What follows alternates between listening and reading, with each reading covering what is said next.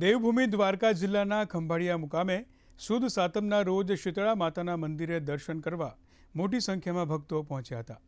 મહિલાઓએ કુલેર અને શ્રીફળ ધરાવ્યા હતા।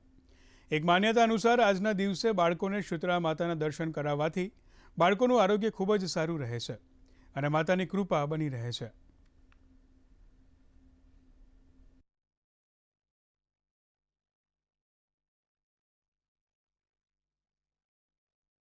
આજે શીતળા સાતમ છે। આ શીતળા માનું સરસ મજાનું મંદિર છે અને ખંભાળિયામાં વર્ષો જૂનું સારામાં સારું મંદિર છે અને આ મંદિરમાં આજુબાજુના ભક્તોની ખૂબ જ ભીડ જામે છે અને બાળકો વડીલો બધા અહીંયા આવે છે અને સરસ મજાના મેળા જેવું અહીંનું વાતાવરણ હોય છે। આ એકદમ પૌરાણિક મંદિર છે। અહીંયા વર્ષો જૂનું મંદિર છે।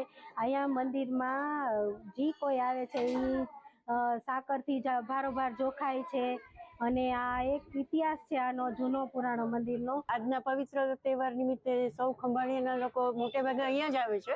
બહુ જૂનું પુરાણું મંદિર છે અને બધા આસ્થાથી સૌ સેવા પૂજા કરીને ટાઈમસર આવે છે અને અહીંયાના આ લોકો બધા પણ અમને બહુ સરસ રીતે પૂજા વાર્તા બહુ સરસ રીતે કરાવે છે।